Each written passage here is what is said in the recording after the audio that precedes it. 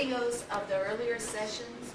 If you've missed any of those classes, send me an email. I'll send you the link. I'm not going to put them all up because then anybody could take them. These are just for the members of the class. So send me an email and let me know. I'd also like to announce, well, first of all, with the rain and the bad weather, I think people will be dragging in because this is going to be one of the best programs that we've had. Your comments are always welcome. Send us any sort of input that you'd like to share with us. If you think a class is especially valuable or less valuable, more time you'd like us to spend on one subject or less time on another, because this is the first time we've ever done this series of classes, and we're learning as we go. But we're really delighted to have so many outstanding speakers with us. And Ed Retta of Cross-Cultural Communications is the best in the city. As I mentioned last time, he has worked all over the world. He's traveled to 30 countries. 55. His daughter was born in Argentina when he lived in Chile, and vice versa. So he is very, very well acquainted personally and on a business level with the different cultures, how to operate in a variety of multicultural sessions. And he's here with his wife, Cynthia. No, his associate. His associate, Cynthia, also from Cross-Cultural Communications. So I will invite Ed to begin speaking. His main topic is multicultural communications, how to be successful in a multicultural society. But he also wants to talk about ethics and a couple of other issues that are especially relevant today. So please welcome Ed.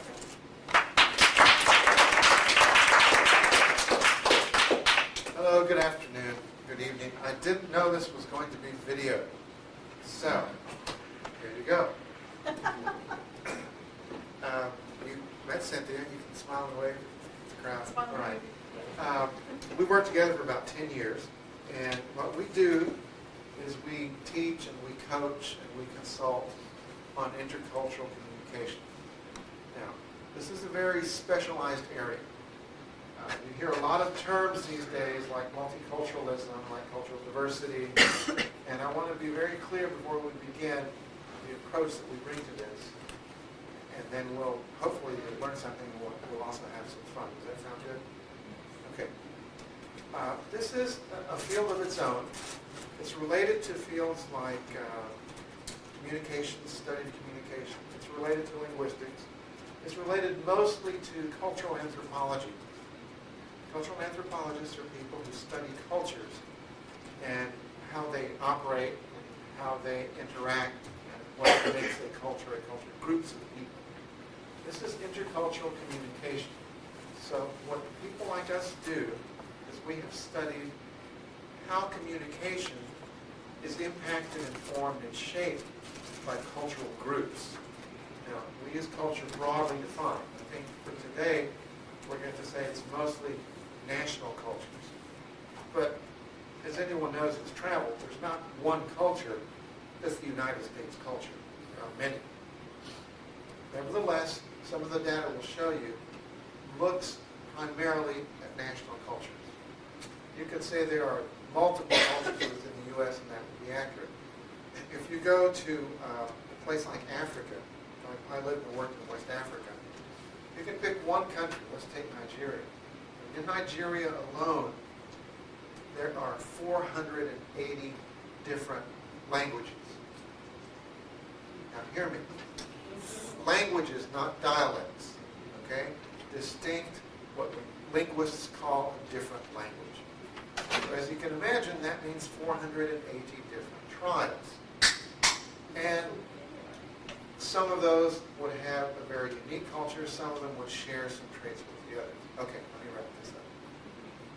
What intercultural communication is about is deciphering how to communicate across cultures. Is that pretty clear? Okay, I have to be it's very important that we recognize that at the beginning, because our approach to this field does not come from social justice, and some of you may be involved in social justice, and those are very important things. That's not our approach. Our approach is not about human rights or civil rights. We're not advocating for a position or advocating for the disenfranchised or anything like that. We're trying to merely understand how communication is made more complex when it's across cultures, and then how to decipher that so that people can understand each other better. Is that pretty clear? All right. Okay, we didn't know we were going to be filmed, so I guess that's happening now. And let me tell you how we work. The joke in our company is that Cynthia is the brains and I'm the mouth. So I talk a lot, but most of what you'll see, she has either written or researched or prepared our materials. So what we do is I invite her to jump in anytime in case I'm not being clear enough, and you'll see that she has as much to add to this as I do. Okay, so we're going to do two things, and I hope that we can interact with you a lot. We want your questions, we want your interaction. So feel free to, I don't know how that's going to work with your camera, but we like it when you question us and ask us things, okay? So we have essentially two brief presentations here. Let me explain what they both are. When Anne-Marie and I were talking about this part of the course, the idea was to help you understand American culture, because I thought the target audience was that most of the folks in the room would be immigrants. So that's kind of the approach we've taken. What we've done is we've taken a presentation that we've used for one of our international clients. We do work for mostly our work is corporate. We're not academics. We're not in education. We're not in, like I said, social services. We work in the business community. And so a lot of our clients are people that are trying to work with different companies or different markets around the world. So the first presentation you're going to see is very brief. It's like 10 pictures. We like to tell stories with images and pictures. And this is our attempt to explain American culture and American society to someone outside the U.S. This was the first time we used this was with a Chinese airline. Anybody here from China? China. Okay. Asia? All right. Good. We have some Asians. All right. When you look at the world and you look at regions, you can say that regionally, even though they're different nations and different languages, people share some common values. So if you're looking at Asia, you're going to have a couple of very powerful values that transcend tribes, they transcend language, they transcend national borders. And let me just pick two for Asia. Group unity, group cohesiveness, group identity. That would be true as true in Indonesia as it would be in Vietnam, as it would be in the Philippines, across Asia. Another thing that's a very powerful value in Asia is face saving. The idea of giving honor and showing honor and not shaming other people. Those are very powerful things that transcend national boundaries. So, what we have here, I'm going to take you through this quickly, and again, invite Cynthia to jump in at any point. We were asked by Hainan Airlines, that is a Chinese national airline. They were, previous to last year, they were a domestic carrier. Their flights were all internal within the People's Republic of China.